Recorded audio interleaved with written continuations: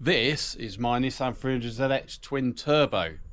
It's got twin Lambda sensors too, but guess what? Neither of them work.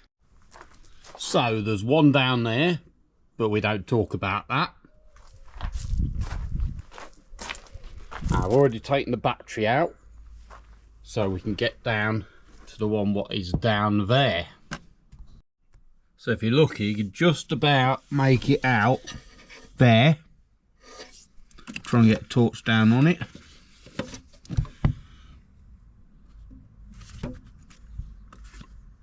So what you need to do is you need to either get a big off spanner and try and get it on there, but yeah, because it's a bit of an angle, that's not going to work.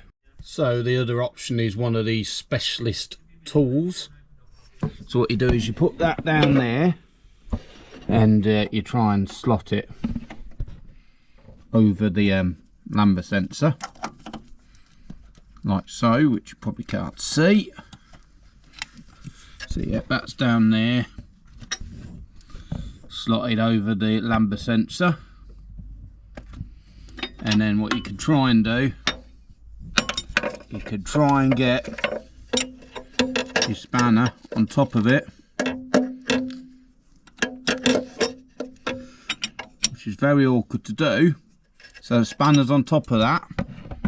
What you got here, you've got an engine block here, a firewall there, and a welded in battery tray there, and yeah, that to play with. Now you try and turn this like so. You think it's turning, but then what you realise is you can get the bloody thing back out. So yeah, if we get this back out, you think it's turned, but what's happened is this here has just come open a bit and it's slipped round on the bolt. And that's been happening for months, because I've been trying for months trying to get the bloody thing out. That is until I came up with a plan. I brought these. So you probably worked it out already, but that goes over there, and we tighten that up round that, and that will stop it spreading, hopefully. So what we've done, we've put that on, and then we've got a series of bends and bars going up to this breaker bar up here.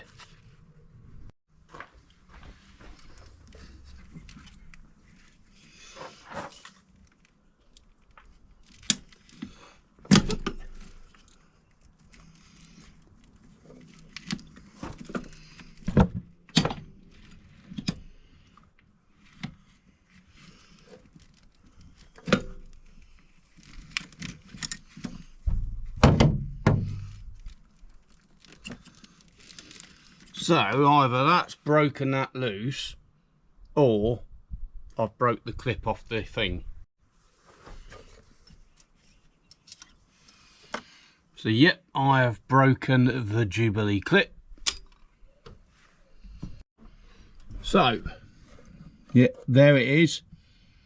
It's not moved one bit.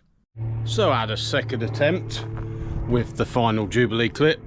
Didn't break it, but you guessed it, this geezer just kept slipping round. So can you use one of these and one of these to get your Lambda sensors out? I'd say no.